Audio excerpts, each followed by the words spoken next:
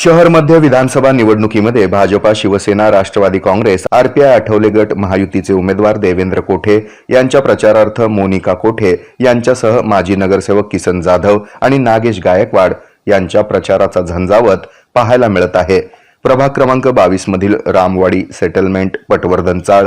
लिमयेवाडी परिसरामध्ये देवेंद्र कोठे यांच्या प्रचारासाठी होम टू होम प्रचार अभियान राबवण्यात आलं। माजी नगरसेवक किसन जाधव, नागेश गायकवाड, चंद्रकांत गायकवाड यांच्या प्रमुख उपस्थितीमध्ये हे अभियान झालं। यावेळी आकाश पडवळकर, सूर्यकांत गायकवाड, चेतन गायकवाड, नागेश गायकवाड, शिरीष गायकवाड, रुक्मिणी जाधव, शोभा गायकवाड, सुनीता बिराजदार, भरता असवदे, दीपक गायकवाड, श्रीनिवास गायकवाड, सुरेश भंडारे, विनीत गायकवाड, रोहन जाधव, कुमार कांती, नवनाथ साळुंके, बाबूराव संगेपांग, अजित मित्रगोत्री, सत्यम जाधव, जयश्री गायकवाड, सरोजिनी गायकवाड, मीना गायकवाड आदी उपस्थित होते।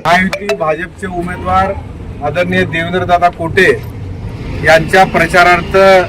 प्रभाग क्रमांक 22 रामवाडी, पोगुलमाळा, पारशी बंगला या परिसरामध्ये आज आदरणीय कोठे वहिनींच्या उपस्थितीमध्ये सर्व होम टू होम प्रचाराचं नियोजन या ठिकाणी केलेलं आहे। मी असेल, माझे सहकारी नगरसेवक नागेशांना गायकवाड असतील, आमचे महायुतीचे घटक पक्षातील शिवसेना पक्षाचे एकनाथ शिंदे गटाचे सहकारी असतील, आरपीआय आठवले गटाचे सहकारी पक्ष असतील आणि प्रमुख भाजप पक्षाचे सर्व सहकारी पदाधिकारी असतील, या सर्वांच्या उपस्थितीमध्ये आज या ठिकाणी होम टू होम प्रचार यंत्रणा आम्ही घरोघरी जाऊन आदरणीय देवेंद्रदादांचं काम,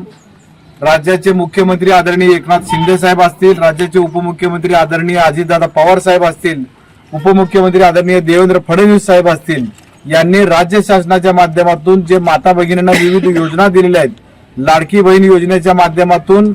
भाऊबीजेला प्रत्येक भगिनीच्या अकाउंटवर जवळपास 1500 प्रमाणे 3 महिन्याचं 7,500 रुपये प्रत्येक भगिनीच्या अकाउंटवर तो लाभ मिळालेला आहे। प्रत्यक्ष रूपात आजपर्यंत सरकार महायुतीचं आल्यापासून प्रत्यक्ष रूपात भगिनींना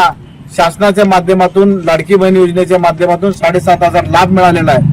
त्या योजनेचा भरपूरसा प्रतिसाद निश्चितपणाने आमच्या महायुतीच्या उमेदवाराला मिळत आहे। घरोघरी भगिनी आम्हाला स्वतः उत्स्फूर्तपणे सांगत आहेत की आम्हाला लाडकी बहिणीने शासनाने मदत केलेली आहे, त्यामुळे आम्ही निश्चितपणाने महायुतीचे उमेदवार देवेंद्रदादा कोठेचे यांचं जे चिन्ह आहे कमळ चिन्ह,